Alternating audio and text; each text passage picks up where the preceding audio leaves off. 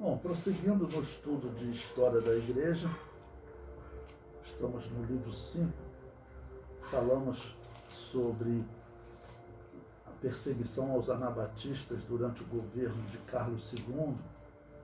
Vai ter muitos conflitos com os protestantes, vai criar leis, criou leis, para dificultar a vida dos anabatistas. Tá bom?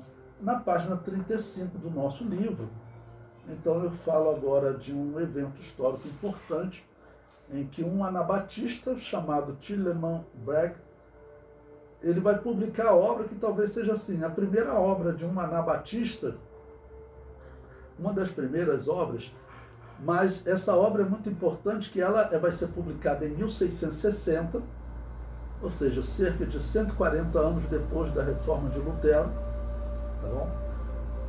E nesse período em que a Europa está ganhando um pouquinho mais de tranquilidade, ou seja, os anabatistas já não eram tão perseguidos quanto lá no início da reforma ainda, a perseguição tinha diminuído um pouco. Então o cristão teve liberdade em qual país? Na Holanda, que era um dos países mais tolerantes que existia, ok? Então esse anabatista, chamado Tilleman Bragg, ele publicou em 1660 uma importante obra sob o título O Espelho dos Mártires. Eu já recomendei esse livro para vocês. Vocês têm ali dezenas de histórias para você ver os irmãos passando por uma perseguição terrível.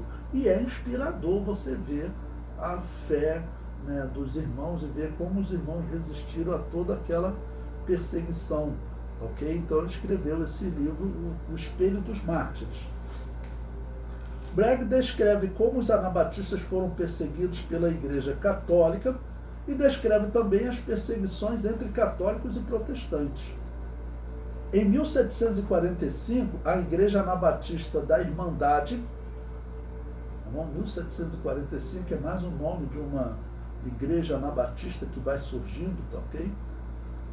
E a Igreja Anabatista Menonita traduziram essa obra, O Espelho dos Mártires, do holandês para o alemão, porque ele foi escrito em holandês, onde os anabatistas tinham um pouquinho mais de liberdade. Esta foi uma das primeiras obras anabatistas produzidas na história. A obra foi traduzida para o inglês em 1837. Em 1888, Josephson fez outra tradução para o inglês e no Brasil foi publicada em 2009 pela editora menonita Monte Sião. Ou seja, até 2009, quem quisesse ler esse livro lia, só tinha em inglês, Ok? Então esse livro ele é interessante por ele exatamente trazer uma lista de anabatistas vivendo nos dias de Lutero, mas vivendo 100 anos antes de Lutero, 200, 300, 400, para deixar bem claro que haviam sim anabatistas, sempre houve igrejas que não aceitavam o batismo católico, e é nessas igrejas que nós encontramos a igreja verdadeira. Que se nós falarmos diferente, que a Igreja Católica era a Igreja de Deus, então a Igreja de Deus praticou o culto aos mortos, acreditou em purgatório.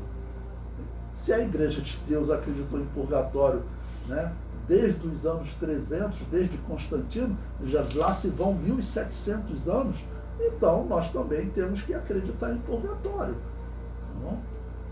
Mas nós não vamos cair nesse erro. Ok?